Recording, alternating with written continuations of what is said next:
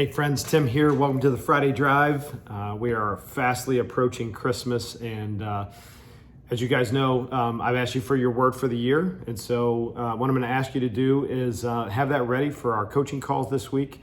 Whether you're working with me or another coach, it's really important that you guys have your word for the year ready to go, so that when you hit January 1st, you guys are ready to just kind of cruise right into it, and this thing is going to guide you through that whole year.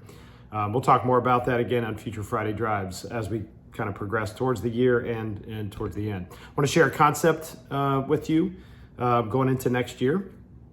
It's 4 parts. It's basically 4 things. And basically it comes from this idea of, I've looked at a lot of the leaders that I've worked with, a lot of the leaders that have led me over my life, the people that I really admire that are all out there, some of you that are on this call or that are on this email chain.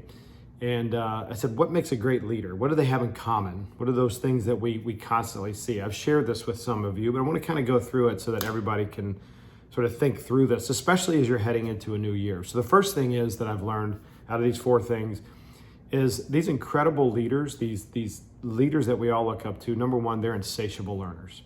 They are always people who have a book in their bag, a podcast they're listening to, a conference they're going to, they're doing listening tours with their peers. They're in this constant learning mode, and they're always trying to find out, hey, how can I do it better? How can I get better? What are some of the ways that I can grow the business, or what are some of the ways that I can be more effective with my team, et cetera, et cetera.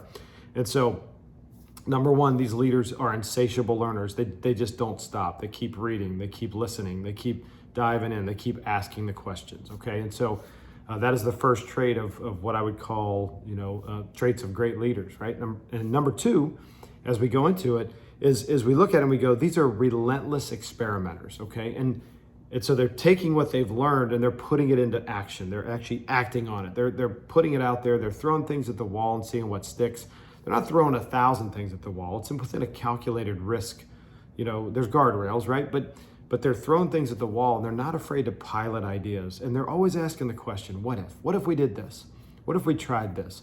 What if we approach this problem from this perspective? What if we, what if? We can kind of see all that going on. So, and they're motivating teams around them to do the same thing. So that's the second trait of a great leader in my perspective, okay?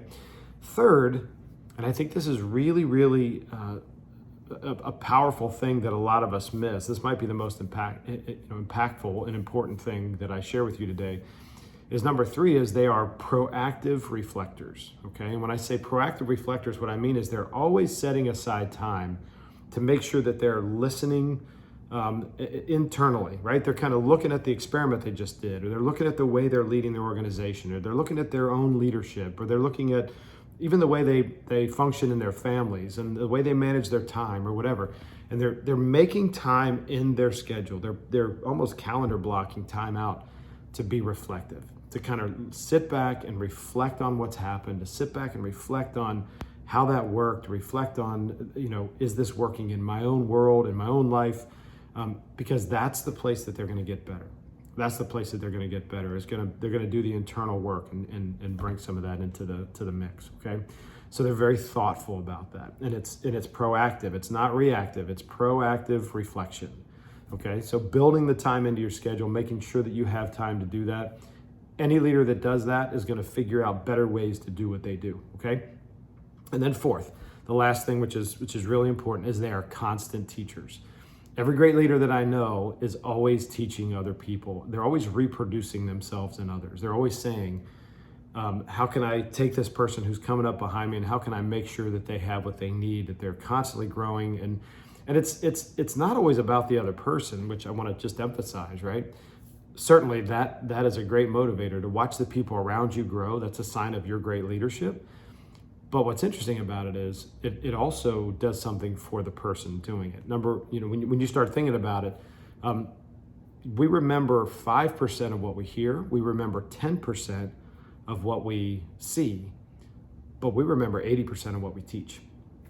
And so by teaching it, we actually learn the concept. It becomes ingrained in us. And so we can start living our lives and practice in that way and living our leadership out in the ways that we're teaching other people. Okay, so I know that's a big concept. I know there's a lot there, but so just remember, we're talking about they're insatiable learners, right? They're relentless experimenters, number 2. Number 3 is they are proactive reflectors. And number 4 is they are constant teachers. They're always reproducing themselves and other people. Okay, that's really, really important. All right, that's our concept for the day.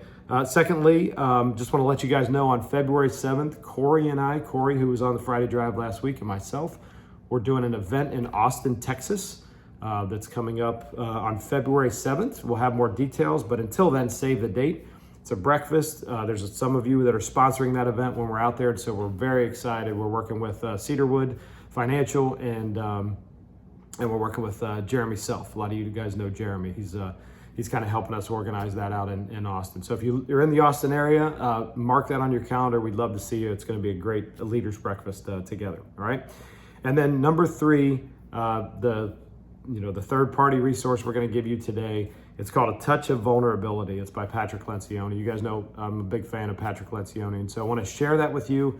It's a short podcast that he does with his team, but leaders who know how to be vulnerable, who know how to kind of stand up in front of their group and apologize when they mess things up, or who can get up and say, hey, maybe I didn't handle that the right way, and own it, or those kind of things.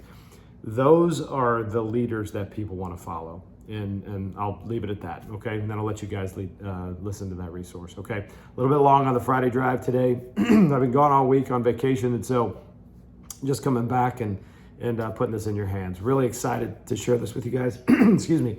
So have a great weekend. Have a great weekend, and we will see you next week on our coaching calls.